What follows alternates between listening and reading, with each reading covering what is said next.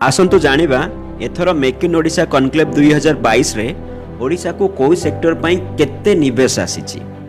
सर्वप्रथमे आमे कथा हबा हमर metal mineral mining A sector पई आसीची 5,49,764 कोटी टंका। तापर जदि आमे कथा हबा पावर रिन्यूएबल एनर्जी ता पई आसीची 2,38,455 कोटी टंका। तापर को रही लॉजिस्टिक इंफ्रास्ट्रक्चर पे आसीची 1,19,197 कोटी टंका। फर्टिलाइजर फार्मास्यूटिकल आउ केमिकल प्लास्टिक ए सब पे आसीची हमर 76,080 कोटी टंका। मैन्युफैक्चरिंग पे आसीची 21,634 कोटी टंका।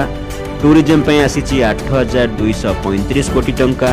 आईटी सेक्टर पे आसीची 7,740 कोटी टंका। एग्रीकल्चर फूड प्रोसेसिंग तापाई आसीची 7,249 कोटी टंका। पेपर वुड फॉरेस्ट पेस्ट से सब इन्वेस्टमेंट पे आसीची 5,306 कोटी टंका। सीमेंट सेक्टर रे टोटल इन्वेस्टमेंट आसीची 5,012 कोटी टंका। हेल्थ केयर और फार्मास्यूटिकल तापाई आसीची 3,935 कोटी टंका। टेक्सटाइल अपेरल ए सबु सेक्टर पे आसीची 2,640 कोटी टंकार इन्वेस्टमेंट।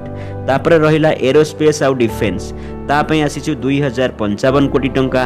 इलेक्ट्रिक व्हीकल आज ट्रेंडिंग चली जोटा तापे आसीची 500 कोटी टंका। स्टार्टअप बिजनेस रो बढ़ावा पई तापे आसीची 280 कोटी टंका। सेरामिक ग्लास मार्बल ग्रानाइट ए सब पई आसीची टोटल 200 कोटी टंका। वेस्ट मैनेजमेंट तापे आसीची 169 कोटी टंका। एग्री मार्केटिंग एग्री प्रोडक्ट रो मार्केटिंग करबा पई से सब पई इन्वेस्टमेंट टोटल हबो 121 कोटी टंकार इन्वेस्टमेंट आसीची। एग्री बिजनेस पई आसीची 94 कोटी टंकार करोड़ टंकार एग्री बिजनेस रो इन्वेस्टमेंट आसीची। एजुकेशन सेक्टर रे इन्वेस्टमेंट आसीची 66 एवं अन्य सेक्टर पई आसीची 61।